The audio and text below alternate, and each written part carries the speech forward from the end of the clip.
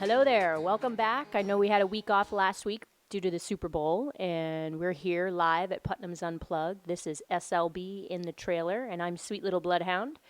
And today we have a great show for you planned.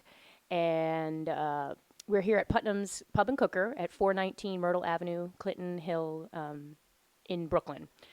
And you can follow them at Putnam's Pub. And this is the SLB in the Trailer podcast. The concept of it is, other indie artists helping other indie artists of what's working for you, what isn't working for you. And then I have my fun, your purpose versus your pocket. And we'll go from there. But I'm Sweet Little Bloodhound, and you can follow me at SLB Lewdhound. It's SL Bloodhound is how you do it. Okay, moving on. So today we have with us Carolann Solebello. And she's known to the folk audiences. Her introduction to the folk audiences was through Red Molly, part of the trio. And she's returned to solo performance, and she's going to tell us a little bit about that and what she's up to lately. Her most recent release is Steel and Salt, and she's been touring it around the Northeast and probably all over the country, so she'll let us know where she's going next. She's also part of a quartet, No Fuss and Feathers Roadshow, and she's going to tell us more about that. We had Carolann here a couple of weeks ago with the singer-songwriter night, and so she's coming back when we're going to get a little bit more detail about her life and her up-and-comings and all that kind of good stuff. So I would like to welcome Carolann Solebello. Hello. Thank you for having me back. You get all the juicy stuff today. That's right. This is all the stuff you read on page 6 happens today. Exactly. Or exactly. people.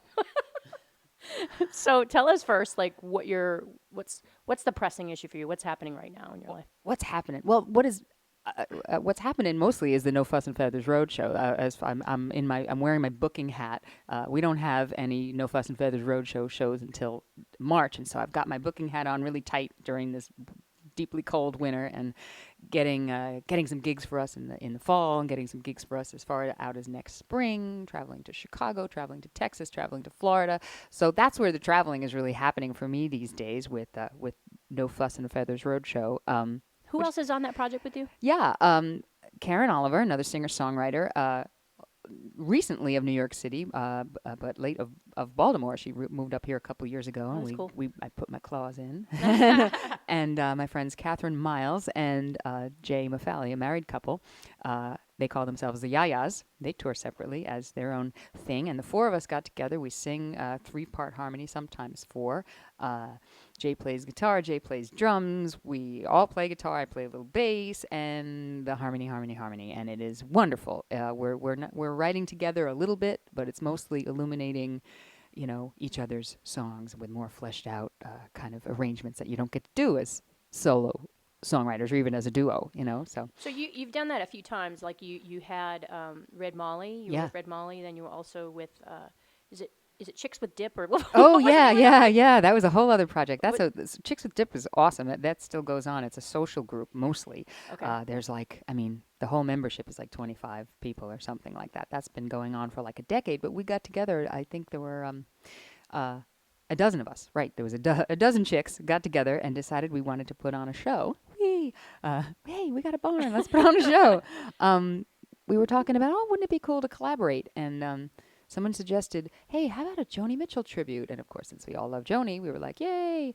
We decided that it would be wise and prudent to do a whole album side, and a whole album, not a whole side, just a whole album, because people seem to be into that these days. It's like doing classic albums. And when we put our heads to it and thought, well, what's the most classic album of Joni's? We all agreed that Blue, Joni's record from 1971, was a classic. And although it's been praised quite a lot, we don't think it gets the recognition it ought to. So we put it out there, and people came out like crazy to see this thing. Yeah, we did it like as a one-night benefit, sure. as at a coffee house in Manhattan that's unfortunately now defunct. But all these like bookers and presenters from other places were there that night because everybody wants to hear Joni's music, and we got booked like a whole bunch of in a whole bunch of different places right there on the spot, and we ended up touring with this thing for 2 years. So that was It was great. We took that all the way out to Chicago, and that unfortunately wasn't really a moneymaker. It was, it seemed like a big paycheck when you get it, but when you have to divide it by touring. 12 ways, and then we had some extra players. Some of the guys, we like to call them roosters, um, were touring with us as well. There was like 16 people in the show. So once you divide that check 16 ways, it just doesn't go very far. Right. But right. it was so much fun. When you go on take on a project like that, and you chose to do Blue by Joni Mitchell, how did you go about? Did you have to go the routes of permission and stuff? And was she aware that was happening? Or? We did not. We didn't made a recording. So yes, she was absolutely aware. We made a recording. Our version of all the songs. Sure. So there are 10 songs on that record. We paid for the rights, the mechanical rights and all that sort of thing through Limelight. And so, yeah, the Joni Mitchell people were very aware that we were doing it. Nobody ever sent a representative to see the shows or anything like that. And people would threaten, like, oh, I know someone who knows someone who knows someone who knows Joni. I'm like, please don't send her to the show. I might faint. Right. So, but yeah, we had to, we cleared it. It was, you pay for the rights, and that was, $1,000 right off the top there, that you're paying for the rights. But, all was good. You didn't need the rights to perform the songs, because the show was more than just that. There was the first act was the whole album, and that takes about 45 minutes or so. And then we did the second act. Each of the singers sang one of our own songs. Sure. So that was kind of cool. It was there to like promote each other as well. It's like, here, you came in the door to hear Joni, but now you're going to hear 12 songwriters that you've never heard before, maybe, you know, and walk away as a fan, maybe. And I think that's like, as a songwriter, you're always trying to find ways to draw in new audience and people towards your music. And unfortunately, people don't tend to take a risk on original artists that much unless there's something drawing them there. Yeah. But by that, I mean, like, if a friend says, come to this show, yeah, maybe they'll go. But if they say, well, this friend sounds like, Stevie Nicks or sounds like Joni Mitchell, they'll be like, oh, I like that. Yeah. They have to hear that. Yeah. And a lot of artists fight against that. They're like, well, I don't sound like anything else. I'm independent. I'm unique. And since this show is about other indie artists as well, helping them along the way, what have you found through the years of playing out has helped you draw the right crowd to you, like identifying with what artists, Joni Mitchell being one, maybe? Yeah, most definitely. I mean, that was a huge thing when we were starting Red Molly. I mean, with the three of us, we were playing bluegrass and country flavored music, and so we made sure that the photographs that we took reflected that. That's thing one. We took photographs with the instruments that we played in hand, and I tell you, in the beginning, that was a way to get people in the door. They would see Abby with the dobro in her hand, and they were like, oh, I love the dobro, and they'd come down, three women with a dobro and a banjo and a mandolin. People showed up, but you have to compare, I hate that too. Like, we all rail against, like, oh, I don't sound like anybody, but you know what? You kind of do, you know? And we're all influenced by other people. Yeah, we are. When you try to say, well, I'm unique, if you're that unique, you're probably not appealing to the majority of people. That's how I feel about it. Like, you're just so out there. You kind of have to have some common denominators. I mean, think about even the people that, we would admire were compared to somebody in the beginning. I mean, like, Bob Dylan was compared to, like, the old blues artists or somebody like that, or Woody Guthrie, or, so there's always someone coming before you. And I think it's okay to acknowledge that. Right. So tonight happens to be a special night here at Putnam's Unplugged, but also just in the music world in general, because it's the Grammys. And do you have any experience, like, how that works, just being part of the machine of the Grammys? Not really. It's funny. It's like, when I knew that this was happening, I'm like, oh, wow, I should, like, prepare something from the Grammys. Let me see what's nominated. And I'm looking down the list, and I had to look and look and look way down to the bottom of the list when you get to the folk and Americana categories. And that's where I know people. I was like, oh, wow, Jesse Winchester's album was nominated. Nobody knows who Jesse Winchester is. He unfortunately passed away last year, but there was a posthumous album. Yeah, fantastic songwriter from Virginia who moved to Canada many, many years ago. I'm a great admirer of his. And, Roseanne Cash is on the list, of course. Woohoo! But, most people in America seem to know her name because of her father, but she's a fantastic songwriter. And we talked about her, I think, last time we were here. And, absolutely. Eliza Gilkyson is also nominated. Most Americans don't know who the heck that is either, but the album is exquisite, Right. So I don't really even know how it works. It's like I hear people get nominated. Yeah. Excellent. We'll have to have a conversation about that. So are you working on new projects? Because I know Steel and Salt. I mean, we talked about No Fuss, No Feathers. Yeah. No Fuss and Feathers Roadshow. And that's your new project, is booking that, I mean. Yeah. But are you also working on new material? Totally. Or are you working on material with them? Both. I'm kind kind of prolific through no fault of my own. It's just sort of happening. So I have lots of songs that are stored up. I'm dying to make another solo album because I have so much material to choose from. And so I was like, oh, I can even make a theme record because I have these songs on this theme and these songs on this theme. So I'm dying to do that. Of course, constrained by finances. Of course. That's always a thing. I'm dying to do it, but my husband's like, really? Now? How much? How much? Can you wait a little bit? So I've got all this material that I want to save for myself, and I have a bunch of material that I want to give to No Fuss and Feathers too, because, gee, that would be better with 3 voices. Gee, that would be better with Jay's percussion playing, and and Karen can play the bass, and gee, that would sound great. So there's certain things I'm keeping aside for that project, which we hope to record very soon. That will probably take precedence to record an album with those guys sooner rather than later, and I'll put my own stuff on the back burner. Okay. I'm constantly writing though. Yeah, and when you're writing, where are you grabbing your inspiration from? Like, what works for you when you're like, oh God, I gotta write something today, and you have, Yeah. do you have a pool that you pull from? Lately, pulling from my own psyche. It seems I'm kind of like trying to be less afraid of writing about the dark places inside of all that exist in all of our minds, I suppose. Like a lot of times, I write some fun songs, stuff that's only meant for, for a good time. But I think I've been exploring like the darker places in a lot of my songs lately. Just kind of, okay, let's take away the editor, take away the filter, and let's see what happens, It's interesting that you say that because I feel like going the opposite direction this time because I feel like it's easy for me to brood. It's easy for me to write from that place. So I was telling Kim that I have my next goal is to write a happy album. I was like, all the songs are going to be related to, try to do, as much as possible do up-tempo, feel-good kind of songs. And the reason for that is Will Ferrell, I always say Will Ferrell. It's Pharrell Williams. Oh, yes. The Happy Song, right? Yes. Which is nominated for many Huge things today, for many Grammys things. I do know that song. Yeah. That's everywhere. So his thought behind that was to leave that with people. Because if you're going to have an impression on people, and I'm all about impressions, whether they be just make people think. Yeah. Or make them feel happy. Make them feel something, Yeah. period. Feel something. Right? Yeah, exactly. And you also have a theater background. So you Yes. get that. You get Yes. like, you want to leave feeling something, Yeah. I think it's admirable that you're writing, it's focusing on writing happy things, because I think too many artists don't do that. No, I'm really going to see how long Yeah. that takes me. See it how could it take goes. me 8 years. I don't. It could be hard, Just to note that this is the year that since the beginning of the year, I said I'm going to smile more, and I've had a cold since the beginning of the year. I broke my foot. I'm like, it's just been a year where I'm like, oh my God, I got to smile more, and I'm going to write happy songs. So The universe is challenging you. yeah. So that's going to be interesting. But beyond that, have you taken on a project like that where you said, I'm going to do this for this album, or Oh wow! Like thematically, Yeah. no. Kind of inadvertently. Steel and Salt, the album that came out in 2013, was kind of turned out inadvertently to be that. I was writing a lot of songs having to do with New York City and having to do with the urban experience, because I think it was a result of coming out of Red Molly. We sang a lot of. I left the group in 2010. And it was very difficult to make the transition from that. I left because I needed to I couldn't tour the way they toured because I have a family.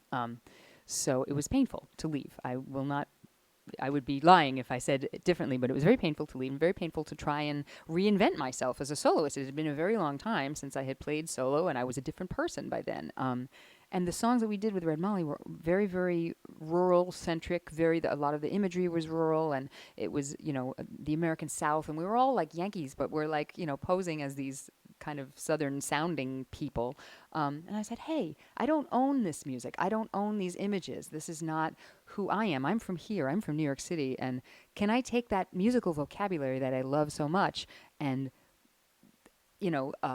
write from my place of authenticity, which is New York City? And so that's what I started to do, kind of almost without thinking about it. And then the songs ended up as a collection on Steel and Salt. That's my urban record. That is a love song to New York City. Okay. Yeah. I'm not sure if you're aware, but we interviewed the Kennedys here a couple weeks ago. Yeah. And they also they are like breaking records. They're releasing 3 albums in 1 month Oh, I heard that. Yeah. in March, right? So that's coming up for them, which we wish them Good luck from Putnam's Unplugged. But I also, when in speaking with them, Pete Kennedy released an album based around New York, Yeah. his experience with New York. And Maura had, I don't think hers was necessarily a theme album, but she had a solo material that she wanted to release. And then they have a duet.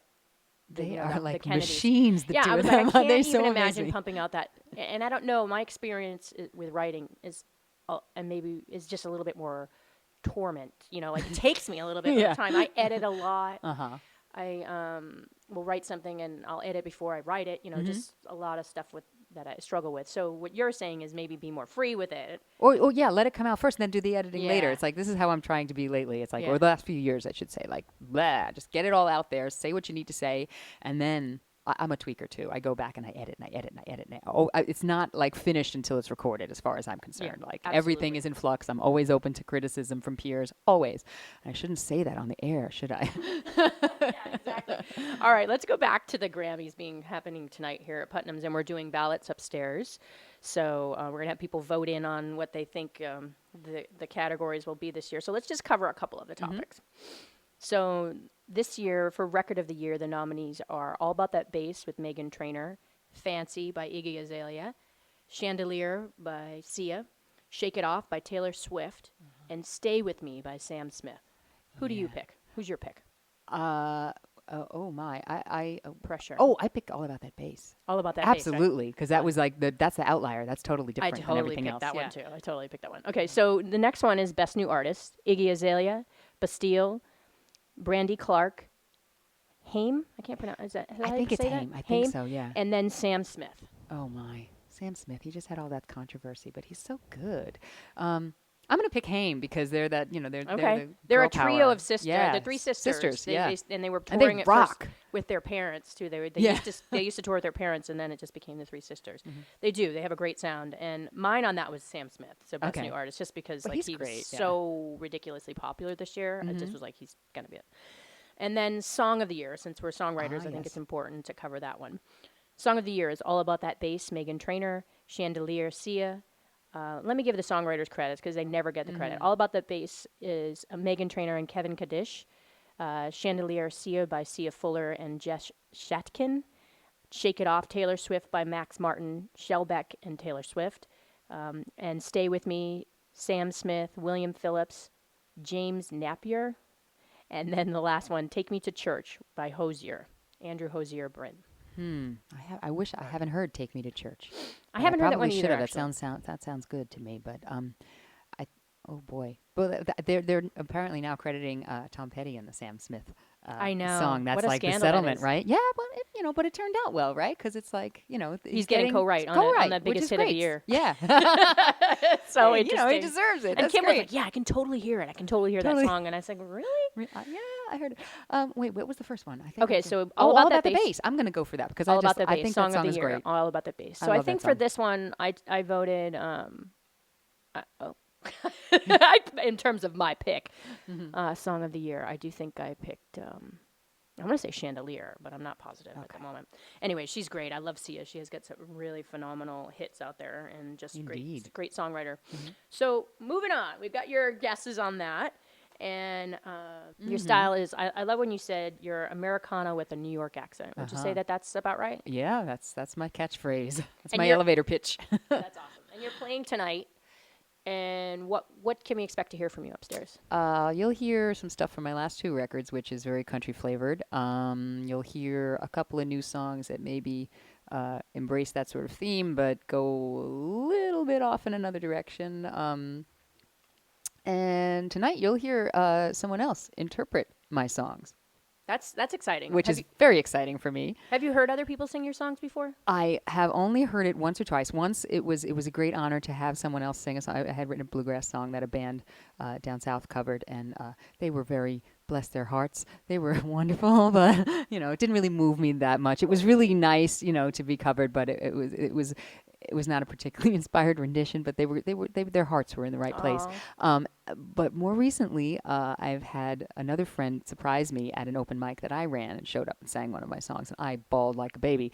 Wow. It's such an honor. I mean, the fact that this other friend of mine, cabaret artist Elizabeth Robinson, is coming this evening to cover two of my songs, and that just knocks me out because she didn't tell me she was going to do it, and she just grabbed the songs and had someone help her arrange it for piano. And wow, it's a great honor because I can't, we can't keep doing this forever. It's like I can't, be on the road beating the pavement forever and ever. It would be a beautiful thing to have other people sing my songs. I don't think they're so particular to me that no one else can sing them. Right. Yeah. Who could you see? I mean, when you write songs, there's sometimes you write one and you're like, this would be perfect for such and such. Oh artist. yeah, I don't think that really often, but I think last time I was here, I played one that after I wrote it, I was like, oh God, I should send this to Lucinda Williams, despite the fact that she doesn't cover many other people's songs. But like, I was like, wow, that's once in a while I'll write something.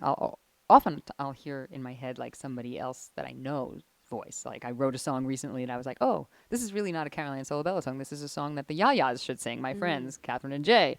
So it's kind of like. Yeah, I don't do it consciously, but sometimes when it's done, I think, oh, that's where that came from, or that's who should sing it. That's whose voice is in it. Okay, I have couple more things. One is what's in your pocket? Do you have anything in your pocket right now? I have an I'm iPhone in my being nosy pocket. right now. Huh? I have an iPhone and guitar picks in my pocket. Okay, see, that's why because I recently read that in a way to keep yourself motivated as an artist that has to work other jobs, whether you're working an office job or you're bartending or whatever it is that you're doing, keep things near you and close to you that remind you of who you always are or who you are first. And they should be close to you. So guitar picks is a great one because it's flat. In my right back pocket, no matter whether I'm playing that day or not. They live on my dresser and they end up in my pocket. Yeah, and I always day. wonder what a keyboard player would put in their pockets because they're kind of screwed. Totally. How do you bring something with you? But you could find something. I have a little rock that I have, and it says harmony. It says harmony on it, and that kind of reminds me of being a musician and stuff. So you could find little things out there that are also inspirational and related to music, or if your medium is you're a painter or something like that, you could carry something with you that would be a reminder of who you are as an artist. I love that. Is there anything that a tip like or a struggle that you had that God, I wish I would have learned this? Is there anything you'd like to pass on to other people that are at home going, Yeah, absolutely. And I was thinking about this yesterday. I was watching an early video of Patti Smith, like from 1979 or something like that. And I was like, God, she has such chutzpah. I'm a huge fan, and like I wish that when I was younger, I'm in my late 40s now, and I wish that when I was in my 20s, when I was starting to do this, that I would have had that kind of chutzpah. I wish that I would have had the confidence to put myself out there fully, to not be afraid of who I am, and not be afraid of making noise, of making a sound, of afraid of my own voice. And I think a lot of us are. Maybe I don't know if it's particular to women artists, but a lot of us are afraid to promote ourselves and afraid to be honest. God, I wish. I'm not making any sense. No, I know. hope you get the it totally gist makes of sense to me. And another group that I really relate to as an indie artist, and I listen to a lot of podcasts and read interviews and stuff by another group of people, which are entrepreneurs. And as an indie artist, you are an entrepreneur, and you have to accept that first. You have to be a good business person. Absolutely. Because if you don't learn the business, you're going to go nowhere. And I think that's what's taken me a long time to like really perfect more is the business side and getting like, doing the booking and all the different hats that you have to wear. No, nobody's going to knock on your door to say, I want to sing that song. Nope. It's not going to happen. And very rarely would it ever happen where someone comes into a club and sees you and signs you. That's, it's more your reputation that grows and grows and grows. Yeah. And that's kind of what you have to remain true to as an artist. You're like, this is why I'm doing this. I'm doing this because I love it. It's a long road. Yeah. Yeah. And when you bring up women and women having that struggle, I also see that in entrepreneurs. That's my thread for that. It was like, I see that they also, not just women in business, I see that they don't feel confident enough to ask for a raise. I see that they want to be rewarded for certain things as opposed to asking for the raise, where a man in a professional situation would ask for the raise, even though they don't deserve it. Yeah. They may have been on a job for 6 months and they'll ask for it. So I think that that's important as a woman to, Absolutely. bring that to attention. So as a woman, Hmm. what do you find is your uh, advantage in the indie world? Is there an advantage to it? Is there? Are you using it? No, I don't. I'm not sure that I am. I think that a lot of, well, I think we get lumped together a lot. I think um, promoters see women singer-songwriters as all the same. It's like, oh, well, you're just another girl with a guitar, and everybody's the same, right? And like, I never, or rarely, I should say, get the opportunity to, like, I've gotten the opportunity to open for a lot of artists that are bigger than me, which is great. But most of them are men. And if you ask for a spot to open for a woman, they often say, "Oh no, we don't have women open for women." It's like, but you wouldn't think twice Right. about having a male opening act for a man. Why can't Right. why can't I open for Suzanne Vega? Why? Because I'm female? That doesn't make any sense, It is an interesting Yeah. dichotomy I out mean, there. not that it never happens, but it's more rare, I'm just I going to think. toss this out there because Sarah McLachlan did such a huge made such huge strides for women in the music industry when she had the Oh Lilith yeah. Fair. Not only were these shows touring all through the summer and had tons of women artists, you had to Mhm. have a women lead artist in it, but you also had more airplay for women. Mhm. And I've noticed since that hasn't been happening, Mhm. there are not. I mean, maybe the pop world, you'll have a lot more female artists dominating Yeah. but there's not a lot of female artists you're going to hear. You turn on the country radio, like I would say 7 out of 10 are male. Or male. Yeah, yeah. I think you're right. Yeah. So I think there needs to be a movement again for the women. Yeah. So let's Because make that it that was happen, Carolann. huge. Yeah, let's do it. You and me. All right. Well, I want to thank you so much for being here again today for the SLB in the Trailer podcast. Oh, thank you for having We me. really enjoy having you at Putnam's. Putnam's Unplugged, and tonight, by the way, is for folks' sake. So Right. we're doing that for the Irish contingency, for Audrey and Jerry, who own Putnam's at 419 Myrtle Avenue and Cross Street, Clinton. And tonight we're going to hear some great songs upstairs from Carolann, and we'll let her go get ready. And I just want to sign off by saying this is an SLB in the Trailer production, copyright production. And I want to thank Kim Nicolaias for photography and for sound pod recording, as well as the staff here at Putnam's for being so welcoming to us. And we'll catch you upstairs. Thanks again. Hello, Brooklyn. My name is Carolann.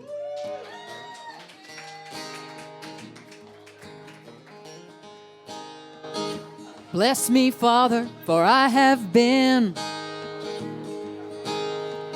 poster girl for every sin.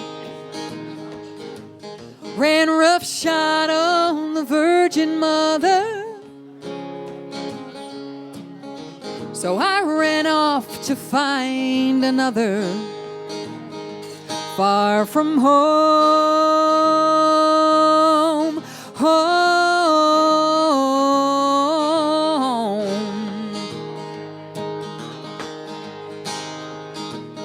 Said good night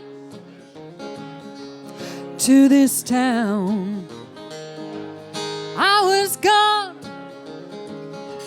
before the sun went down. I was lost, still I ain't been found.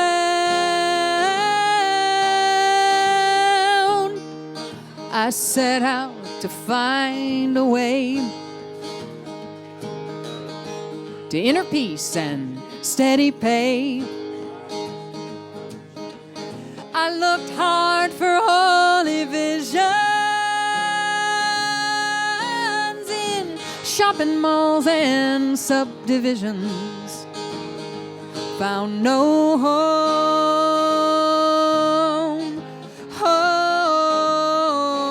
home. Said good night to my soul. Jesus wept in that great big hole, throwing rocks. Ah, but still I roll. Hey, hey, hey.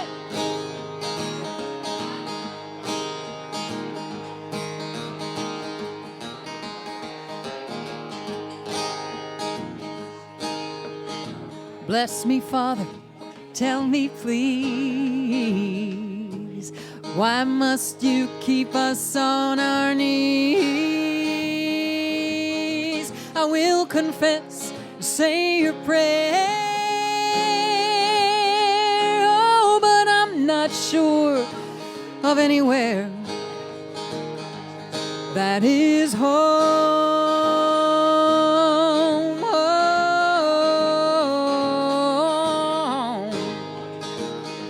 oh my home, home.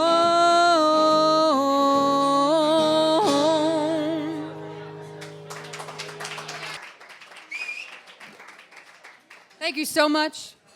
I love a gig where I don't have to leave Brooklyn. Best gig ever. Thank you, Devlin, sweet little Bloodhound, and Kim for having me here. I was here a couple of weeks ago. It's nice to be welcomed into the Putnam's family. I come here with my brunch family every now and then. We have brunch at various spots around the city, and this is one of our favorites. And I was like, hey, I'd like to bring a friend to the stage. Ladies and gentlemen, this is Karen Oliver.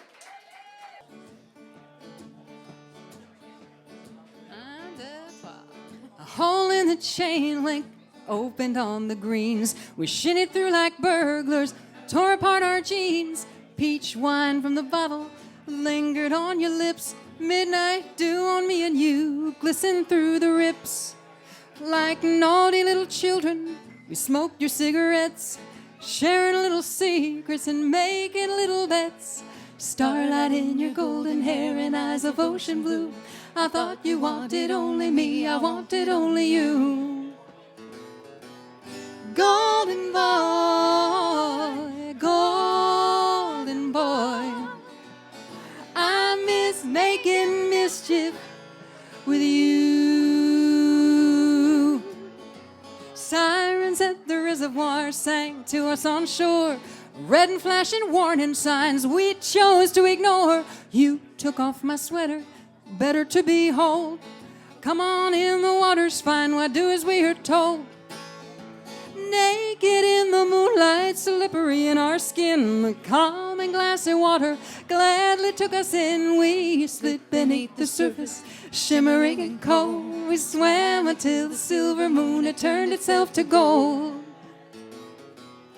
Golden boy, golden boy, I miss making mischief with you. I miss making mischief with you. Late at night, in our clothes, all alone together in your bed, I reached out, you just froze. Sometimes the truth is better left unsaid. I'm still here in the city with a husband and a child. I hear you moved to Florida and ran a little wild. I hope you found a lover, I hope you found your bliss. I hope you found a golden boy with peach wine in his kiss. Golden boy,